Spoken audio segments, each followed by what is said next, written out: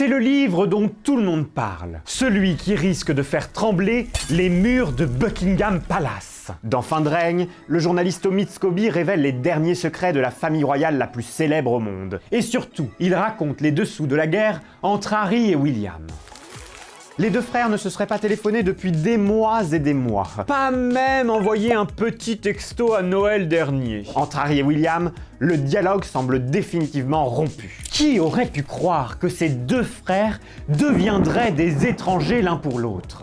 On se souvient tous de cette séquence tristement célèbre qui remonte au 6 septembre 1997. Deux jeunes princes, encore adolescents, qui marchent derrière le cercueil de leur maman. Après l'épreuve de la mort de Lady Di, Harry et William s'étaient jurés de rester soudés à la vie, à la mort. Un pacte visiblement gravé dans le sable.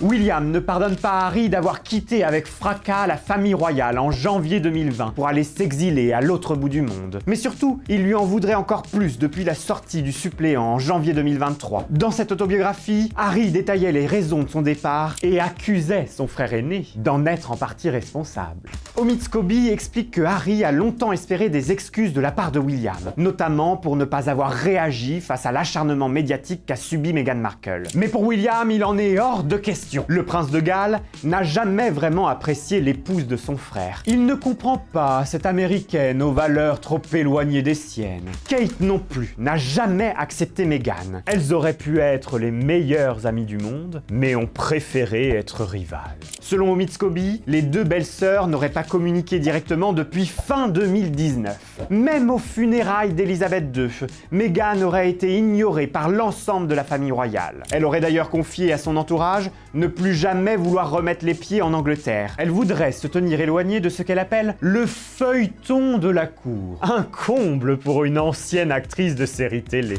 Le chapitre le plus marquant du livre Fin de règne est celui sur la mort d'Elisabeth II, le 8 septembre 2022. Ce jour-là, Harry est exceptionnellement de retour à Londres pour honorer un engagement caritatif. Quand il apprend que sa grand-mère est mourante, il tente de joindre William pour se rendre avec lui en Écosse, au chevet de la reine. Mais William ne lui répondra jamais, vraiment jamais. Et Harry apprendra la mort d'Elisabeth II après le reste du monde en descendant sur le tarmac de l'aéroport par la voix de la BBC. C'est en tout cas ce que raconte Omid Scobie.